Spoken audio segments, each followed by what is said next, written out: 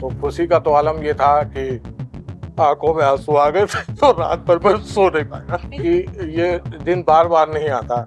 इसकी क्या कहते हैं, मेहनत से तो हमको बहुत अच्छा लगा, बहुत अपने आप को गर्व महसूस हो रहा है। लखनऊ संत गाडगे अंबेडकर महासभा के अध्यक्ष विजय कुमार ने कृतिका चौधरी को एसडीएम बनने पर सम्मानित किया।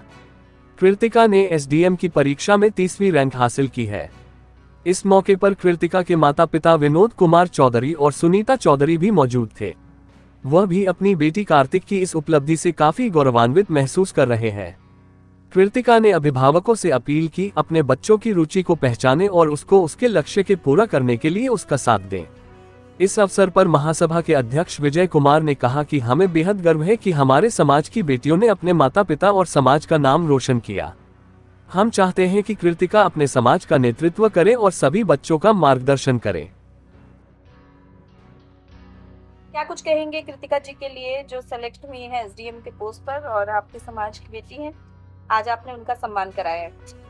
देखिए, ये हमारे संत गाडगे अंबेडकर महासभा के हमारे पदाधिकारी भी रहे, इनके पिताजी हैं, और साथ में हमारे रजक समाज के लिए ये बहुत ही गौरव की बात है।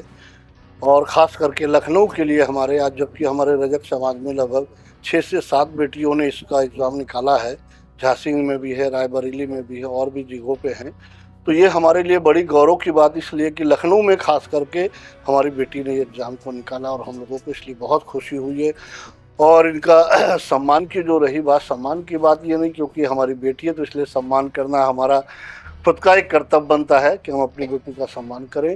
और अपनी बेटी से हम यही एक चीज़ चाहते हैं कि हमारे समाज में जितने भी बच्चियां हैं जो पढ़ रही हैं, आगे निकल रही हैं, बच्चे जो भी हैं जो आगे निकल रहे हैं, उन सबको हम लोग मिल करके सपोर्ट करें और उनको और आगे ले जाएं, ताकि वो सब इस प्रकार से आगे जब बढ़ेंगे तभी हमारे समाज का जो है नाम रोशन होगा। हो रहा है यहाँ पर माता पिता जी के साथ, कैसा मतलब लग रहा है? अभी तो बहुत अच्छा लग रहा है मुझे। जब से रिजल्ट डिक्लेयर हुआ है और रैंक 30 मेरा आया है तो एक बहुत ही अच्छी फीलिंग हो रही है। और पहले तो बिलीव नहीं हो रहा था कि एसडीएम बन गई हूँ। सब लोग कह रहे थे कि डेप्यूटी कलेक्टर आप बन गए हो, लेकिन धीरे धीरे सबसे मिलने के बाद और इतनी सारे इंटरव्यूज़ देने के बाद ये रियलाइज़ हो गया है कि हाँ चलिए चीज़ें पॉजिटिव डायरेक्शन में हो गई हैं। तो इस चीज़ का बहुत खुशी है और मम्मी पापा बहुत खुश हैं, पूरे जितने फ्रेंड्स फैमिली सब लोग जो खुश हैं उसकी वजह से बहुत अच्छा लग रहा है। कौन सा अटेम्प्ट था मतलब पेपर की? सर ये मेरा सेकेंड अटैम्प्ट था और फर्स्ट अटैम्प्ट में जब मैंने 2022 में दिया है तो मेंस क्लियर नहीं हुआ था, बट इस बार मैंने सोच लिया था कि 2024 का जो अटैम्प्ट रहेगा उसको फाइनल सिलेक्शन ईयर बनाना है। तो मैंने अपना पूरा 100% दिया और सभी लोग के आशीर्वाद से और मेरी मेहनत से और प्रॉपर गाइडेंस से मेरा इस बार चयन हो गया, तो मैं बहुत खुश हूँ। ज़्यादातर एक सवाल उठता है कि लड़कियों को पढ़ने नहीं दिया जाता है और आपने डिप्टी कलेक्टर का मतलब पोस्ट जो सिलेक्ट हुए हैं, तो क्या माँ बाप परिवार किसने आपके साथ दिया? सर लड़कियों की पढ़ाई को लेके जो विशेष बात मैं कहूँगी कि हम लोग 3 बहनें हैं, मैं सेकंड नंबर पे हूँ और मेरी जो बड़ी वाली सिस्टर हैं वो अभी वर्तमान में इलाहाबाद हाई कोर्ट में समीक्षा अधिकारी पद पे सेवारत है और हमारे पिताजी भी अभी सेवारत हैं, 2 साल अभी सर्विस बची है उनकी। और मेरी जो 3rd नंबर की सिस्टर है वो भी KGMU में BSc नर्सिंग कर रही है। तो ये चीज़ तो मैं कहूँगी कि हमेशा से हमारे घर का माहौल ऐसा रहा है कि कभी भी पढ़ाई को लेके किसी बाकी चीज़ें कॉम्प्रोमाइज़ हो सकती हैं, लेकिन एजुकेशन तो हमेशा प्रायोरिटी रहेगा। और बहुत सारे इन्वेस्टमेंट के चक्कर में ना पड़ के मैं ये कहूँगी जो बहुत सराहनीय चीज़ है आज के समय में कि मेरे पेरेंट्स ने सिर्फ एजुकेशन पे इन्वेस्टमेंट किया है और जिसको मैं खुद, मेरा कॉमर्स बैकग्राउंड है तो मैं खुद मानती हूँ कि ये एक सबसे बड़ा कैपिटल इन्वेस्टमेंट है जो कि हम लोग अब सोसाइटी के लिए काम करने का मौका जो मिल रहा है। तो डेफिनेटली पेरेंट्स का सपोर्ट है बहुत एक्सटेंसिव लेवल पे। और मैं पिछले 6 वर्षों से असिस्टेंट टीचर रही हूँ बेसिक शिक्षा डिपार्टमेंट में, तो फाइनेंशियल एम्पावरमेंट और सोशल सिक्योरिटी दोनों थी मेरे पास। लेकिन एक मन में था कि चलो कुछ बड़ा करते हैं, कुछ बड़ा पब्लिक डोमेन पब्लिक सर्विस में जाते हैं। तो इसके लिए कभी भी मेरे पेरेंट्स ने प्रेशराइज़ नहीं किया कि भाई शादी कर लो, एज निकली जा रही है। समाज की तरफ से प्रेशर होता है, जैसे 26-27 ईयर्स की कोई लड़की हो जाती है तो एक बहुत ही एक्सटेंसिव प्रेशर रहता है। तो इन सब चीज़ों को किनारे करके हम लोग को पढ़ाया गया और मैं तो इसका पूरा श्रेय अपने पेरेंट्स को देती हूँ। और कुछ टीचर्स बहुत अच्छे मिले मुझे इस डायरेक्शन में, क्योंकि मेरा अपना मानना है कि जब हम कोई अच्छा काम करते हैं तो पूरा यूनिवर्स हमें सपोर्ट करता है उस डायरेक्शन में। तो इस जर्नी के दौरान जितने भी लोग मुझे मिले उन्होंने मुझे हमेशा मोटिवेट किया, अपने स्तर से जितना सहयोग हो सका किया, और इसके लिए तो मतलब ये चीज़ तो मैं कभी नहीं भूलूंगी, और ये इसके लिए मैं सभी लोगों को थैंकफुल हूँ। जो कि थोड़ा भावुक हो गई हैं चीज़ों को लेके, तो मैं मम्मी का कंट्रीब्यूशन बता देती हूँ इस पूरी जर्नी में। वैसे तो हर चीज़ हम लोग अपने पेरेंट्स से शेयर करते हैं, मैं भी करती हूँ, और जो भी बच्चियाँ ये देखेंगी इस वीडियो को वो भी इस चीज़ को रिलेट कर पाएंगी कि पापा से तो हम लोग बहुत कुछ कहते हैं, लेकिन जो बिल्कुल कोर चीज़ होती है वो मम्मी से ही हम लोग बताते हैं। तो इस पूरी जर्नी में क्योंकि 2 साल तक हम लोग का ये अटेम्प्ट का रिजल्ट डिलेड था, कहीं मेंस का रिजल्ट नहीं आ रहा, 8-8 महीने, कभी इंटरव्यू का क्लियर नहीं हो रहा कि कब होगा कैसे होगा, तो ये प्रोसेस बहुत डिलेड था। तो इसमें एक कांस्टेंट मोटिवेशन पापा का भी रहा है सहयोग, लेकिन एक माँ का, मैं एक फीमेल होने के नाते हमेशा मेरा एक महिला को लेके सॉफ्ट कॉर्नर रहता है। तो मम्मी ही है जिन्होंने मेरा प्रीलिम्स कराया, हरदोई मेरा सेंटर पड़ा था। मेंस का मेरा सेंटर इलाहाबाद में पड़ा था, वो भी मम्मी ने ही कराया है। और फाइनली जब इंटरव्यू हुआ तो मैंने कहा मम्मी आप मेरा लकी चार्म है, आप मेरे साथ चलिए और आप भी मेरा कराएंगी। तो मम्मी का जो लेडी लक है ना, वो मुझे लग रहा है मेरे लिए बहुत सकारात्मक तौर पे अच्छा रहा है। पापा को ये बात बुरी लग रही है अभी, लेकिन पापा का सहयोग हमेशा एक बैकबोन लेवल पे रहता है। अगर पापा ना चाहते तो हम लोग शायद इस एग्जाम में बैठते भी नहीं। मेरी बड़ी वाली सिस्टर में एक चीज़ ऐड करना चाहूँगी। मेरी बड़ी वाली सिस्टर ने दिल्ली में कोचिंग करी है, निरंतर उन्होंने प्रयास किया है सिविल सर्विसेज के लिए। स्टेट पीसीएस का क्योंकि हमेशा से रिजल्ट डिले ही रहता है, क्लियर नहीं होता 1 साल में, लेकिन यूपीएससी का हो जाता है। तो उनका प्रयास ये था कि वो आईएएस में सेलेक्ट हो, लेकिन किन्हीं कारणवश या कुछ लक का फैक्टर कह लीजिए या अदर फैक्टर्स भी काम करते हैं, तो उस डायरेक्शन में तो उनका नहीं हो पाया चयन। लेकिन अभी वर्तमान में वो इलाहाबाद हाई कोर्ट में है और बहुत ही अच्छा काम कर रही हैं, और अभी बहुत ही जल्दी वो अनुभाग अधिकारी पे प्रमोट हो जाएंगी।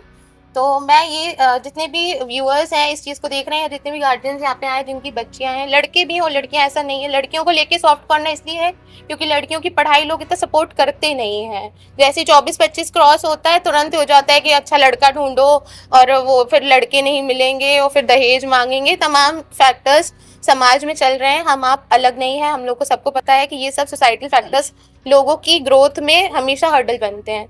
लेकिन आप लोग मेरे पेरेंट्स से सीखिए कि कैसे ये सारे अदर फैक्टर, जो भी प्रेशर है, जो भी चीज़ें, इनको कैसे हम अलग कर सकते हैं और अपने बच्चे को प्रमोट कर सकते हैं। हो सकता है कि आपके बहुत ज़्यादा सपोर्ट और मोटिवेट करने के बाद भी किसी का फाइनल सिलेक्शन ना हो, ये हो सकता है, लेकिन उस क्षण तक प्रयास करिए जब तक आपका खुद का सैचुरेशन पॉइंट नहीं आ जाता, आपको खुद सेटिस्फैक्शन नहीं हो जाता कि हमने अपना 100% दे दिया है। हो सकता है 2024 में मेरा नहीं होता किसी कारणवश, लेकिन मैंने अपने आप को ये एश्योर कर लिया था कि इस अटेम्प्ट में मैंने अपना 100% दे दिया है। मेंस के रिजल्ट के दौरान कुछ ऐसी चीज़ें हुई मेरे साथ भी कि 25 का प्रीलिम्स मेरा हुआ नहीं था, तो ये पूरा साल मेरा एक बैकआउट हो जाता अगर मेरा इस प्रयास में नहीं होता। तो जब 25 में मतलब जब ये रिजल्ट आया है अभी फेब में मेंस का, तो मैं बहुत रोई हूँ। मुझे लगा कि चलो थैंक गॉड हो गया, बहुत ग्रैटिट्यूड मुझे फील हुआ। अच्छा, हमें हो रहा था ग्रैटिट्यूड फील, पेरेंट्स को लग रहा था कि ये मतलब डर गई है बहुत असफलताओं से या जो भी लगा हो। तो इस बार पापा ने मुझे डिस्क्लेमर दे रखा था कि रिजल्ट कुछ भी हो तुम रोना मत और सब सही होगा। तो मैंने अपना आत्म संयम बना के रखा कि मैं रोऊंगी नहीं, लेकिन इस बार सबसे ज़्यादा पापा ही रोए हैं। तो ये एक एक्सेप्शनल चीज़ें होती हैं, और मैं यही चाहूँगी जितने भी लोग यहाँ पे मम्मीज़ आई हैं या जो भी पेरेंट्स आए हैं, प्लीज़ अपने बच्चों को सपोर्ट करिए। वो किसी भी डायरेक्शन में जाए, मैं ये नहीं कह रही हूँ सिविल सर्विसेज सबसे बड़ा डोमेन है, चाहे इंजीनियरिंग सेक्टर हो चाहे मेडिकल्स हो, आप उनको सपोर्ट कीजिए। जहाँ भी गाइडेंस की ज़रूरत पड़ेगी, मुझे बहुत अभाव फील हुआ इस प्रोसेस में कि हमको बहुत प्रॉपर गाइडेंस के लिए इधर उधर होना पड़ रहा था, लेकिन अब जो कि मेरा चयन हो चुका है, तो जितने भी बच्चे इस डायरेक्शन में काम कर रहे हैं, प्रयास कर रहे हैं, उसके लिए मैं पर्सनली विजय अंकल से बात करके अपना पर्सनली लोगों को जो भी जिस भी डायरेक्शन में गाइडेंस चाहिए, जो भी सपोर्ट चाहिए फाइनेंशियली या मेरा व्यक्तिगत तौर पे, वो मैं इंश्योर करूंगी कि सबको मिले।